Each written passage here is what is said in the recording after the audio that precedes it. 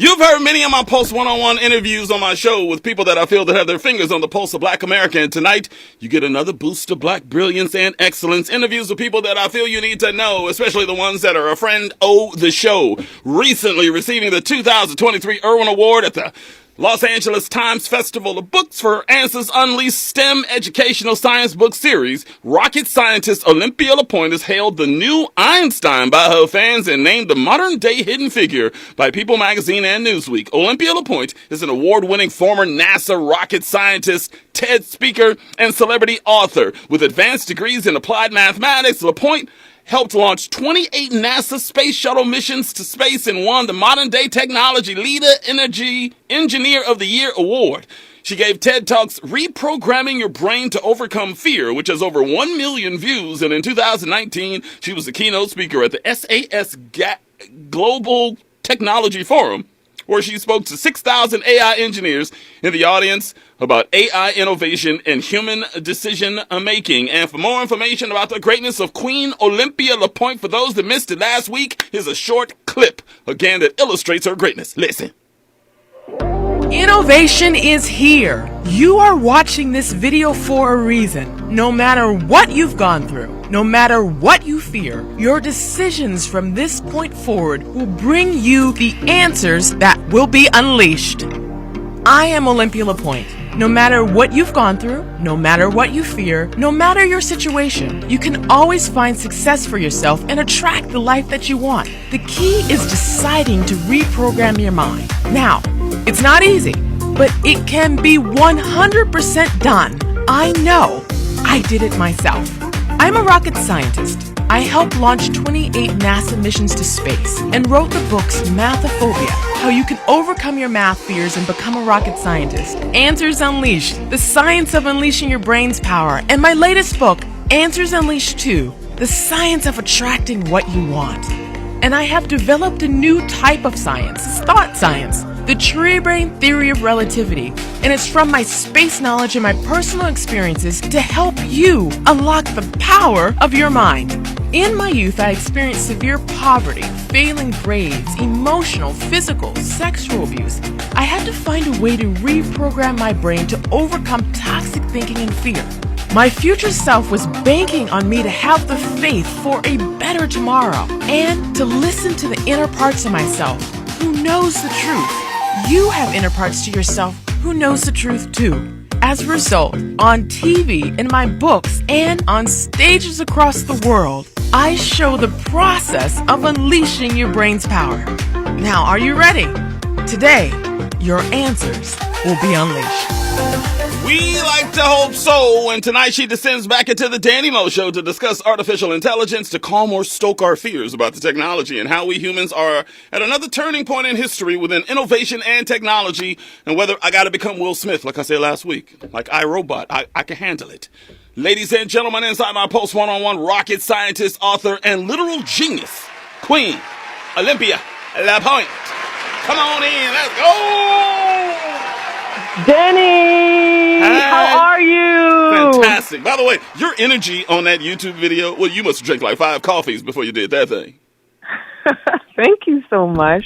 Thank you so much. I just love inspiring people and sharing information so people have the answers so they make effective decisions. And so I'm so happy today to talk about part 2 of our understanding the concerns of artificial intelligence, especially with the news that came out today. Well, I gotta say, you got heaping amounts of praise after your appearance last week. And they were like, man, she coming back next week because we want to hear more. I think she's going to be back up in Oh, here. my gosh.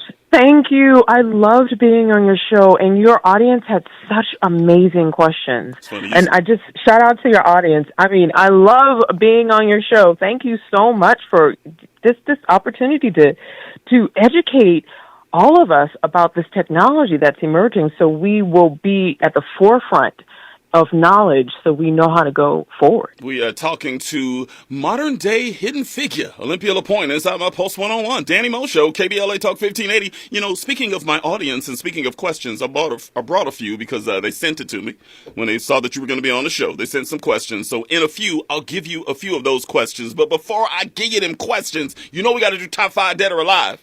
I didn't tell you I was going to do this, but I'm going to put you on the spot.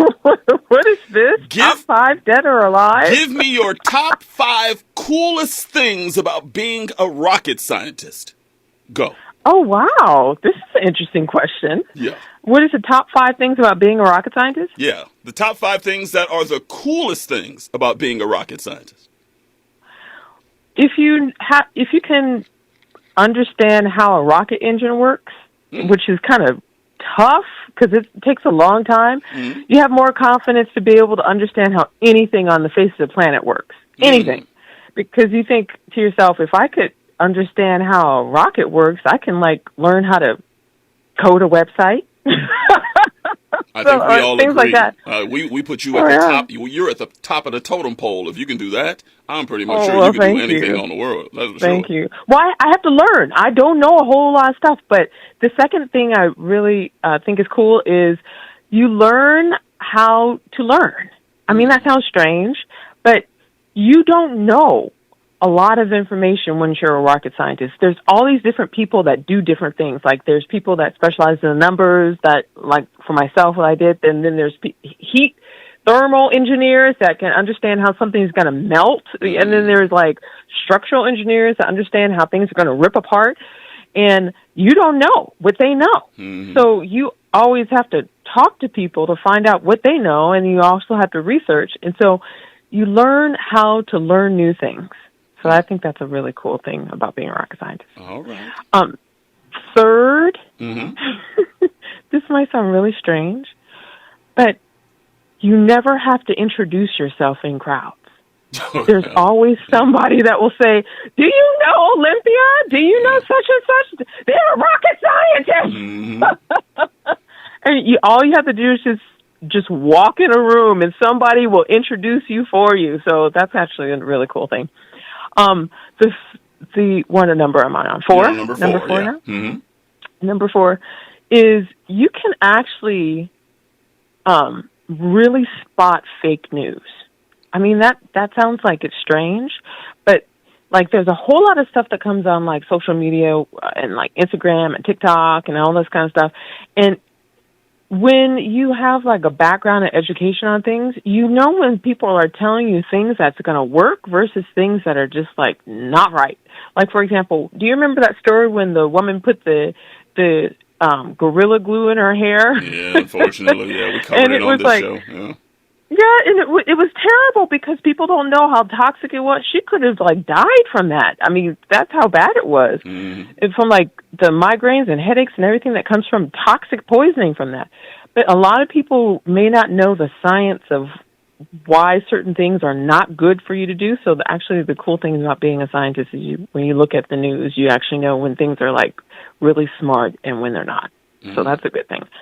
And the 5th thing, I get a chance to meet really cool people like you that do shows. So thank you so much. Thank you so much. I appreciate that. I've never asked you this question, and the way you were going off just now, talking about the people you come in contact with and how people speak so highly of you. You're a woman of color. I don't know what your racial background is, but you're a woman of color. I'm going to go out on a limb and assume that you don't see many people of color in your area of expertise, in your career. Was that difficult coming up? It had to be. Oh, yes, it was. Do you know it was really difficult from several different levels? My background, I have a very diverse background, and people are like, "What is your background?" And I'm a African American woman with Indigenous American for sure. Yeah, yes. So my mom has a diverse background. So did my dad, and my father passed away during the pandemic. My mom is alive, thankfully, and she is Caucasian white. She is Native American, and she's also Ashkenazi, Jewish. People they would never guess. So, yeah, so and your then middle name, is your middle name Crayola? What's the deal? That's a lot of color. No, right no. there. and then my dad, who passed away, he had a mixture of background from the Caribbean. So he was a man from the Caribbean. He was West Indian. So he had Indo-West Indian background. So that was, in that area, it's a combination of African from West Africa. It's a combination of British. It's also a combination of Indian, both from India as well as India, and then Indian from South America, and then there's a lot of Asian influences in the Caribbean. So it's like I everywhere I went, I kind of related with people because of the fact that I just really truly respect people, because more than likely I have some of their DNA. Yeah, and I really I stood out in the entire science world, because the majority of people who I came across were men, and then they were not people of color. And it was a learning experience for me, because different groups of people have different ways in which they communicate. Right. And I quickly had to learn the way that men communicate, because men communicate completely differently than women.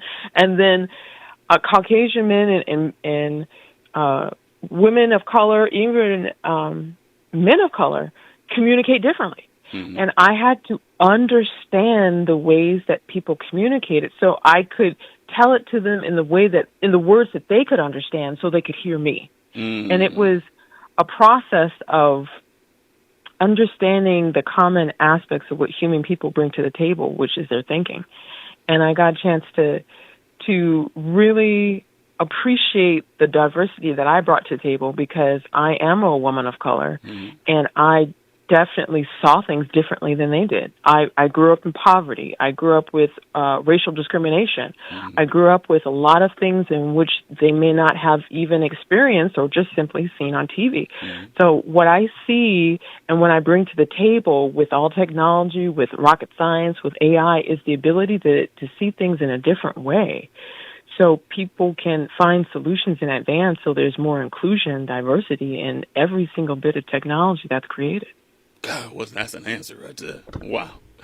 1-800-920-1580, 1-800-920-1580. You already may be aware of how we do, but for the new listeners, this is how we get down. After we discuss your brand a little bit more, of course, and of course AI technology, I got a couple of topics that have been bubbling within the black zeitgeist on artificial intelligence over the past few weeks. I'll play a clip in reference to each of the topics I've chosen. I will share my thoughts immediately thereafter. We will exchange dialogue accordingly. But when we come forward, though, I have got a number of questions I received from some of our listeners that really want to know some answers, because we know answers are unleashed tonight on the Danny Mo Show, KBLA Talk 1580. We got a lot to talk about. Stay there.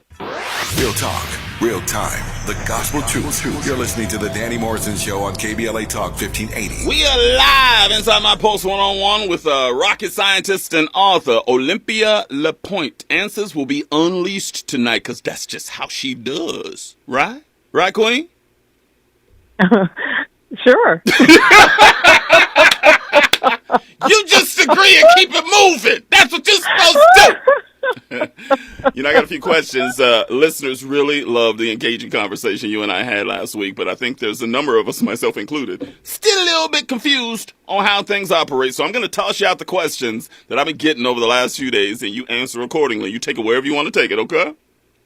Okay. Let's see what the question is. Is it plagiarism if my kid uses AI to complete a tough homework assignment? Oh, ooh. You know what I'm saying? I mean, we gotta keep it real. Is it plagiarism? Ooh. If AI gives you the answer and no one else is gonna get the answer, I'm assuming, how is it plagiarism? Actually, it is. And I'm going to tell you something. It is actually plagiarism when students use AI.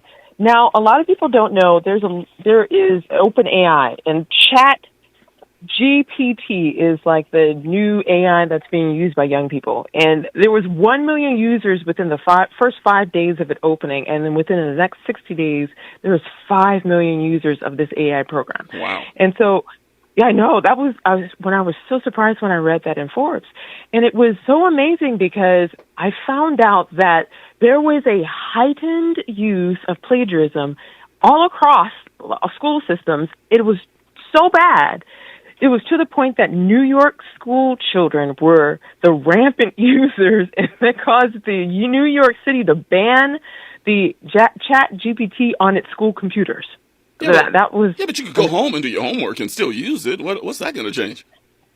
Well, because the AI has the ability to actually tap into the computer networks of all the different files of all the students on the New York school system network. You're talking like that's a good thing. That's a scary answer you just gave me. That's a scary thing, so they have to ban it. And then plus two, the Morrison School of Business has issued a plagiarism alert because they found out, school officials found out that AI was taking some of their tests and scored a B on the final exam. So there are software programs on the market that give you answers. And so because of this heightened risk of plagiarism, there are now new softwares available on the market free to determine if a student has used AI in its writing. And so these computer systems, I'm going to name what they are, they look for three things. Okay. They look for a particular language, how the language is used in the paper. Now, I've been a professor for like 14 years of the college system, and I've seen everything. Trust me, I taught math for like 14 years, and I'm about to teach technology and political science course at another campus. And I have seen people plagiarize, and I can always tell if somebody plagiarized from something because it has a certain language to it, and it doesn't necessarily flow. Do you think that you would be able to tell if it was AI, though? Because isn't it specific to that user and the way in which they type and write? And no? Yeah, most definitely. Most definitely. I could always tell by a couple of things. How they chose to use their words, both how they spoke and how they wrote. And then I could always tell by their handwriting. Now, I know a lot of people type things, especially in type of courses now, but I could always tell by the handwriting. So these computer programs look at the particular language that's used. The second thing that they look at is the formatting structure. Now, some things with AI, they will just throw a whole lot of random stuff in there. And it doesn't have a complete train of thought, like a human is actually processing the information and pulling up the points to prove a point. It's more like you have a whole lot of data put down there, but it doesn't have any type of strategy to it. And the third thing that these programs look for is the repetition of keywords. There's certain chances that certain words should be used, and so these programs use mathematics to determine if it's a human or a machine that's used it. So these are the programs that actually determine if someone has plagiarized. It's GPT Radar. They actually use human or machine metrics. GPT-0, Turn It In, Copy Leaks. That was the funniest name I saw. It's Copy Leaks. Instead of WikiLeaks, it's Copy Leaks. I love it. Copy Leaks. When I saw that, I cracked up laughing. I'm like, whoever named that was really clever. And then Winston AI, and even Google is ensuring their indexes and website content is not AI generated. So it actually is going through tools on their back end, because Google is one of the main competitors of AI. They're going through on their back end to verify that website content is not being generated by AI. And so they're looking at different uses of words of websites that have been recently created. We are talking to rocket scientist and author Olympia LePoint inside my Post 101. Danny Morrison Show, KBLA Talk 1580. Okay, great answer to that question. Here's your next one. We got 3 minutes before the bottom of the hour, but I'll kick you the question now. What if business people use it to complete their emails and send it to someone with instructions that compromises the integrity of their business model? Could they sue the parent AI company? Woo! Come on. Yeah, that's a good one right there. Let's repeat the question, because this is a multi-part question. Let's repeat it again so I can really break this down. This is good. What if business people use it to complete their emails, right? You send it to somebody with instructions that compromises the integrity of their business model. You use AI to send that email. Couldn't they, if things go wrong, if things go awry, if you will, sue that company and say, they screwed everything up. The AI didn't do what I intended for them to do?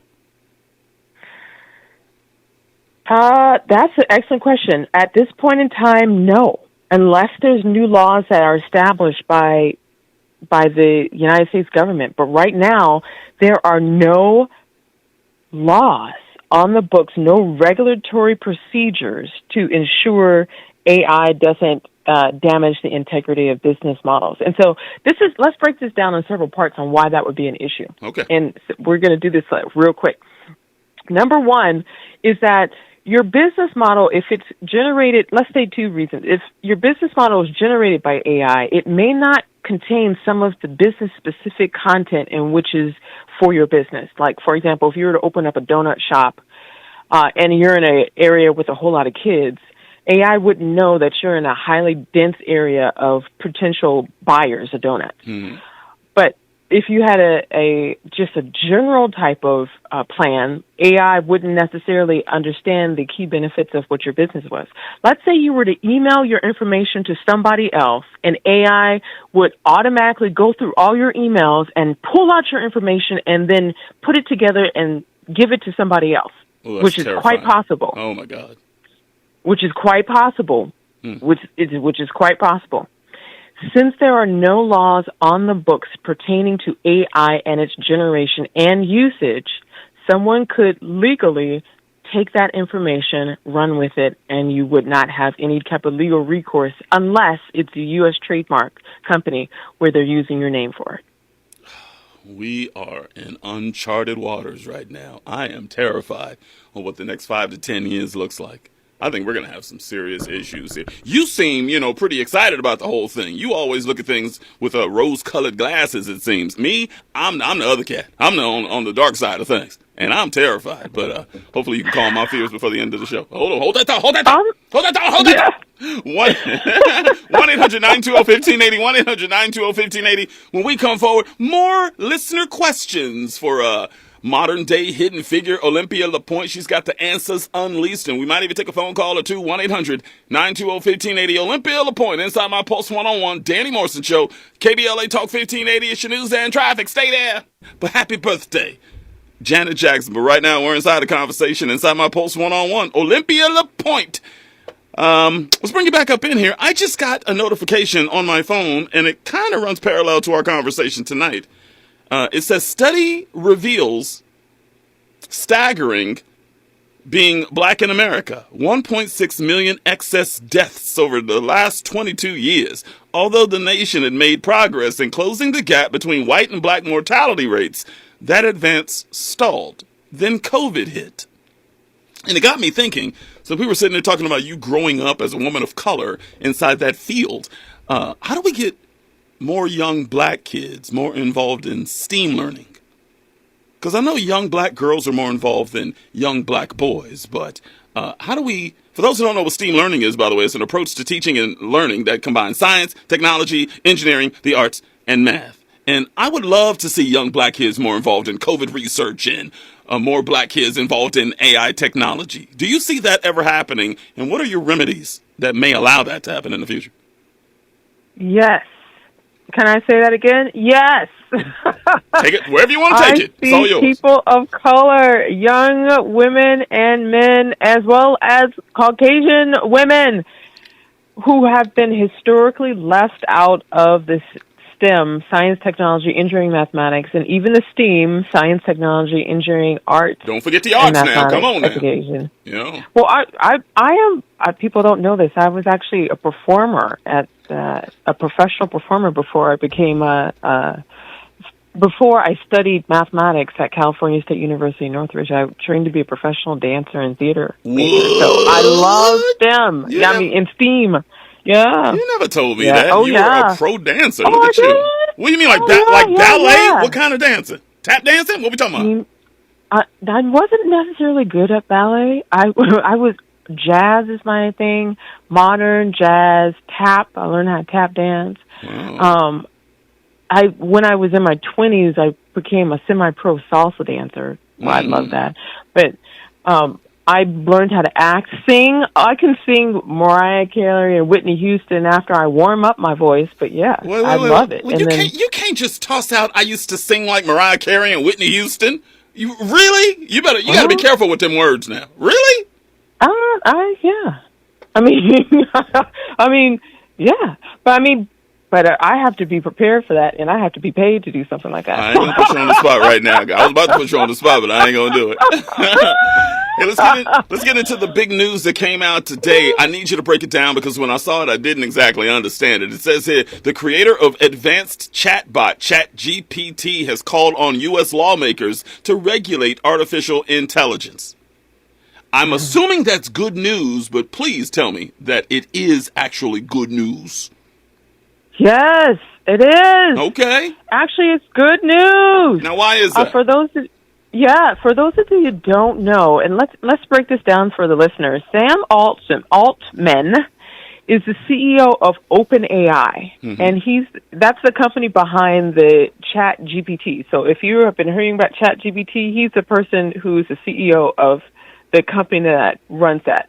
So he testified before the U.S. Senate today about the opportunities and concerns of new technology, specifically this AI. And so what he did is he presented a three-prong approach, a three-point plan to make sure that AI has oversight. Because right now, like with the question right before we went on the break, is if you have emails and information that you have in your email system, what keeps it from being shared with the next person in their AI search, you know? So right now, there's other companies like ChatGPT who are creating AI. So Google is one. There's top companies that are doing this. Google is one, Microsoft, IBM, NVIDIA, Apple. And these are all, especially if I want to point out Microsoft and Google, they're the ones behind like the authentications. Like when you get into like Facebook or like Instagram or your servers or your emails, you have to go through an authentication a lot of times. And so they are securing data on their servers. So they're in this race with ChatGPT to make sure that they can secure certain information for their use. So so it's like this, it's an all-out war on who's going to be the first AI group of people who can master this. So this Sam Altman said, whoa. Before these other companies start taking the lead, we need some regulations. So what he presented is three suggestions. The first suggestion was that a new government agency be formed so they create laws. And so these government, it's like, you know how the IRS have laws for people, how they use their money? Right. And like, the DMV has laws about how they use their car. Right. Well, but the DMV is state level. Well, he suggested having a governmental agency, or like the Department of Defense, for example. Department of Defense is the one that makes sure that all weapons and everything else are registered and only certain people can have it. Mm-hmm. He suggested that the United States government create a form of governmental regulation like this. And the second point that he suggested was that there needs to be safety concerns for all AI so you can shut it off so that it doesn't go run wild and so it doesn't go rogue. And then the third recommendation he had was that if you're going to do AI, you have to do some independent audits to make sure it's giving you right results and it's not giving you fake information where you're going off of it, using it, and it's going to harm people. So that was his recommendation to the U.S. Senate, to create these laws so people won't be harmed by the output of AI, whether it be beneficial or malicious. But Olympia, there's only a handful of people that understand this technology, and no disrespect to our governments, but they don't exactly get a lot of things right when they get their hands on it. I don't want this to be federal because I got all kind of problems with it. You think? Well, actually, I would argue that it would be a good idea. Now, a lot of people don't know that there's two major countries in this AI race: China and the United States. Mm-hmm. Right now, the United States is creating its own army of people who can code. I mean, that sounds strange, but the people, mark my words, in the next 5 to 10 years, we're going to see an army of computer scientists where they will go in and fight different type of cyber wars, making sure that, for example, water systems won't be taken off the grid, or cities won't go dark from an electrical grid shortage, or like making sure that all of the internet doesn't go out for an entire country. Things like that.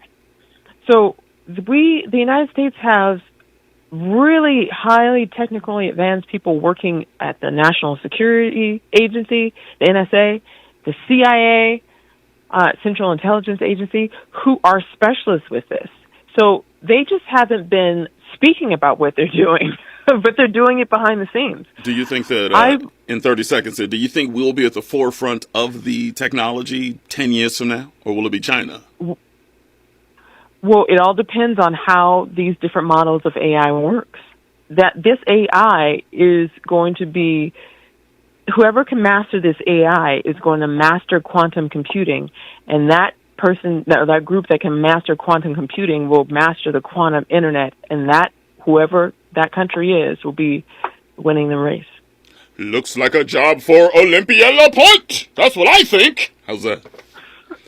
1-800-920-1580. 1-800-920-1580. When we come forward, we got to get a clip out before we let you go. We have to. And maybe another question or two from our listeners. We're talking to modern-day hidden figure, author, genius, Olympia LePoint, inside my Post One-on-One, talking AI tonight. Danny Mo Show, KBLA Talk 1580. We got a lot to talk about. Real talk, real time, the gospel truth. You're listening to the Danny Morrison Show on KBLA Talk 1580. In conversation right now with a hidden figure, modern-day hidden figure, Olympia LePoint, also a genius, and also a rocket scientist, and also an author, and also just about to save the world. Right? in my humble opinion. Well, that's really, thank you for saying that. I think God's going to save the world, but thank you. I love hearing a scientist talk about God. We got to bring her back. By the way, next week we're going to do a show on God, about the origins of Christianity, and we got a historian coming on. I should bring you in come too. Back and tell you. We should have like a little battle, like a toe-to-toe battle. Bring a scientist on and a historian. Oh my God, that would be crazy. Oh, well, no. I don't like arguing with people. I just like being able to tell people how it is. Ooh.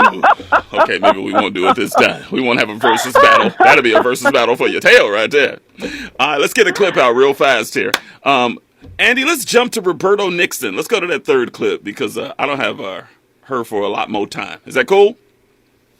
All right, this story involves our man Roberto Nixon, who makes a return to the broadcast. Some shocking pictures involving the arrest of Donald Trump came out recently, and it proves my biggest fear may actually be coming true leading up to the 2024 presidential election. Listen. The internet's going crazy over these photos of Donald Trump being arrested. The only thing is Donald Trump has not been arrested, and these photos are fake. They're AI generated. With Midjourney version 5, and the internet doesn't know. A lot of them don't seem to care. People are either happy that he's being arrested or pissed off that he's being arrested. But the point is, we've now officially entered an era of AI propaganda with the release of Midjourney version 5. We no longer know whether something is real, something is fake. So always remember, don't believe everything you see, hear, or read on the internet, because now with generative AI being as good as it is, we don't know. By the way, if I broke out of prison, I'd probably go to McDonald's too. Just saying. Peace. Olympia, save us now. Come on. How can we have a free and fair election when we can't even trust anything that we see online? Is there a way to tell the difference between the real and the fake? Please tell me that there is. Yes, there is. Actually, what each AI... See, computer programs are able to identify fake images. They are actually coded. There's a back-end way to be able to identify fake images. What this new... What the technology officials are suggesting is that there be a warning placed on any and every image or video that's created from AI to show that it's fake and it's not real. See, that'd be great. So that's what one of the laws are suggesting, which is the regulatory procedure to make sure that anything that is created that is not authentic needs to be flagged. You know how people bootleg the video, the films, it's like a federal offense if you were to film a video and redistribute it and sell it. So it's not the original. And you usually know the original is not the original because it isn't the same quality, the bootleg version. Well, that is suggested as one of these laws, meaning that you cannot post a photo made from AI without specifically indicating it's AI generated. Now, this brings up a huge process and problem, and that's why they're really pushing for these laws and these regulatory agencies to create something or some sort of executive order, because the elections are coming up. That's right. And right now, it is completely easy for propaganda to be spread through AI generation. For example, let me pull this information out. In 2019, the RAND Corporation did an analysis, and they published their findings in an article, Hostile Social Manipulation by Russia and China's Growing but Poorly Understood Threat. So China, just like the United States, has their own, and Russia have their own AI systems. And these AI systems are Alibaba and Baidu. I hope I'm pronouncing it correctly. And they are just like the Chat GPT. So the United States is not the only people creating this AI. So there is a gigantic threat of this. And even not only from foreign entities and foreign actors creating fake news that would create slander and create false information and false news, which is propaganda. Psychology Today article had a concern of how AI could be used to manipulate people. And it was from April 2023 issue that said that it could be used to create mind manipulation of by analyzing patterns in people's online activities and social media interaction. So if someone is Googling Trump imprisonment, let's say, then more than likely they would see a video of a false image of Trump being handcuffed. Now, if those of us who are knowledgeable about the news will know the truth, which is he was brought into the courthouse, and it was not handcuffed, but he actually walked in and had an agreement with his... That's a whole different conversation, Olympia. I'm just saying. I Google Trump imprisonment every single night. I'm just saying. Well, that's just me. But you were saying, go ahead. I'm sorry. I didn't mean to interrupt. I'm sorry.